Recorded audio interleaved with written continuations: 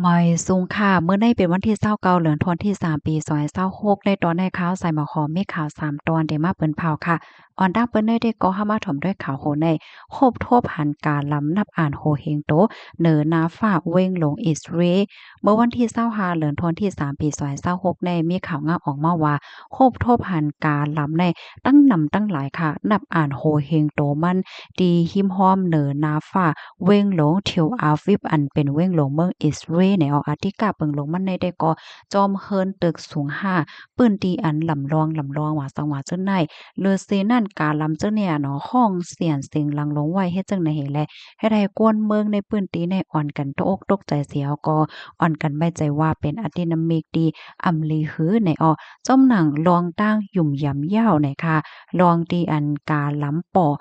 นำเฮ็ดจังไหนมันเป็นอะดินามิกดีอัมปอหลีฝ่ายหนึ่งเมื่อเหลียวใส่งายเงาไล่ก็อัมปอหลีขนอโพเข็นของอิสราเอลในก็ได้มีอิหร่านว่าจุ่มฮิตบอลล่อว่าสังว่าจังในฝ่ายหนึ่งก็สมีหลวงเปิ้นยื้อกันอยู่ในอ้อม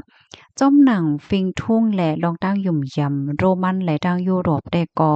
ว่า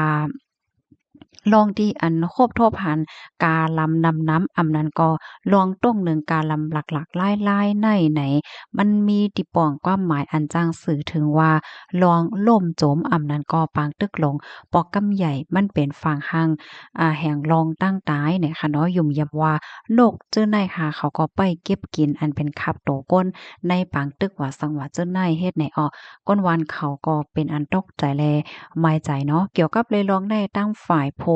คนคว้าเขาโพลงเหรียญฝ่ายนกเขาได้ก็ไล่ออกมาลาดค่ะออกเปิดตาเตจังรถย่อมไล่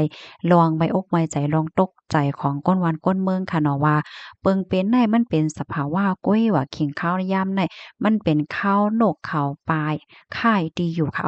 ข้าวเลินทนที่3ในมันเป็นขิงข้าวดีนกเขาในค่ายกว่าลูกดีเมืองหนึ่งกว่าดีเมืองหนึ่ง เมืองอิสราเอลซ้ำเตเลยว่าเป็นเส้นตั้งลาดผ่านของนกเฮ็ดจังไหนคะนะนกในมอคาปากล้านโตจังเนี่ยค่ะเขาก็ได้ลูกตั้งปอดตอนแอฟริกาเสียก็ดีกว่าตั้งปอดตอนกนยุโรป5เอเชีย5แหลจังไหนข้อมูลตอนในคาริบีมาที่ห้องการข่าวอมรินทร์ทีวีต่างไว้ไหนคะพี่น้องเฮาค่ะลูกมีลองตั้งหยุ่มยำจังหือค่ะเพราะว่าคบทบหันการลำลงนำจังไหนคะนะจังหือก็ปันทหารถึงมาลัยไหนคะ ลูกดีข่าวเงาโหนในเสแลกำในฮอกคามาถ่อมด้วยข่าวเงาแทงตอนหนึ่งอันได้ซ้ำเป็นเพศสภาวะค่ะฝนล่มลงพัดเขาพัดใส่เฮิรนเยปยก็เอาโคในนะล่มเต็งโกนป้าไหนเอาเมื่อวันที่28เดือนธันวาคมที่3ปี2026เขียงข้าวย่ำกลางค่ำ6โมงบ่าย30นิดในค่ะอยู่ดีผู้ใหญ่ก้นหลงวานเนาะ ไลลงปึ้นตีค่ะไหว้หลังเสีไลรับตึงลาดว่าล่มเลี่ยงลมพัดเขาละลายหมู่วานเฮ็ดจังไหนอธิกาเปิงลมมันในเตกอติวานสร้างว่าหมู่ตีเจ็ดโน้นแผกตีนั้นนั่นขนาดตึกคึกเฮิรนเยก้นหวานก้นเมืองเป็นละลายหลังจังไหนคะเนาะตั้งฝ่ายผู้มีปวนพรเขาในไลลงเปิ้นตีกอกดทัดด้วยไหนก็ครบทบหันว่าเฮิรนที่อันไลรับพรทุ่มยอดอันไลลูกไว้อธิกาเปิงลมมันในเตก็เป็นหลังคาในหมอก 10หลังค่ะลองตั้งไล่หัวย้อยย่ำมันลูกไกวลูกซุ่มสังเทียนจึงเหือได้ก็พมิปนพรเขาในเดตื้อเก็บหอมตอมจุข้อมูลกว่าก็เพราะว่ามันจังหาเป็นมือคำว่านั่นโก้ยเนี่ยค่ะนะเลือเสนั่นก็มีโกนลูกเซ็งสายใจป้านหนึ่งก่อค่ะจื้อห้องว่านายเลื่อนอายุไหล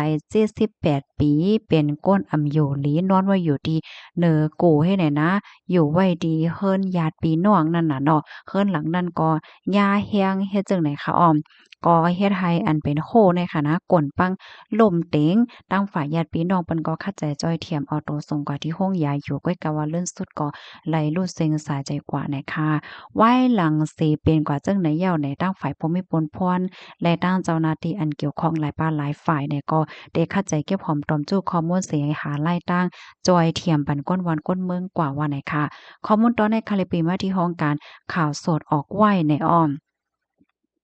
มือเหลียวในเพเนี่ยมันแห้งน่ะค่ะเนาะบ่ว่าจะเป็นเฟฝนเพ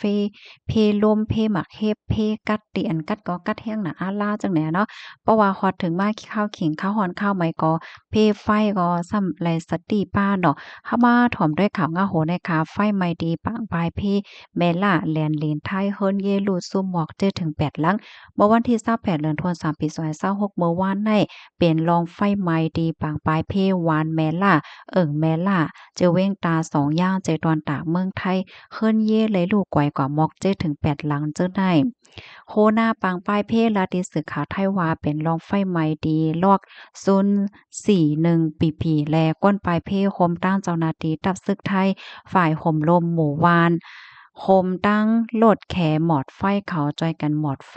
ครึ่งถึง3ชั่วโมงยาวไฟจากหมอดเย็นกว่าเว้ยกะว่าเฮิรนเย่เจออันเป็นหมายเฮิรน443 435 436 437 438 205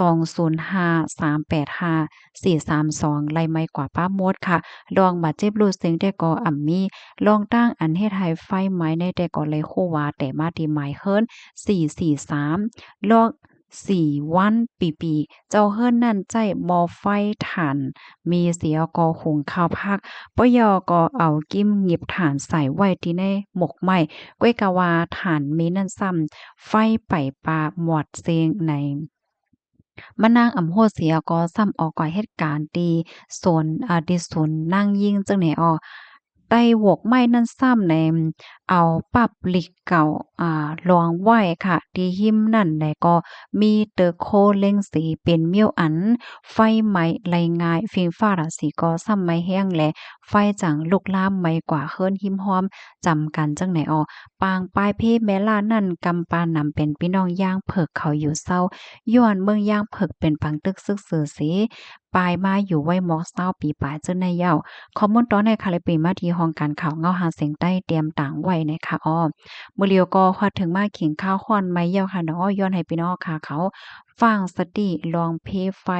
หังไผหังมันเสกำค่ะแล้วก็ไล่โควาในปีในค่ะนะปีในเฮปีหน้าเฮค่ะเนาะมันจางเกิดขึ้นเปิงเป็นเขาฮ้องว่า El Niño ในค่ะเนาะเพค้อนไม้เพแฮงเลี่ยงหลงเฮ็ดจังไดนะพี่น้องเฮาค่ะเจออันอยู่ไว้ที่เมืองใต้เมืองโฮมตุ่มกอจังไรรับพรตุ่มยอนในตอนในป่ามันเตค้อนไม้แห้งหนาอาลาไม้เตไม่ว่าย่อก้อยมกาฝนก็ซ้ำเตจางเอนำก็ซ้ำจางเอป้าเนี่ยค่ะบางทีบางตอนที่อันนำกินหาน้ำหยาบนั่นเพราะว่าฝนตกลงมาไหนสังว่ามี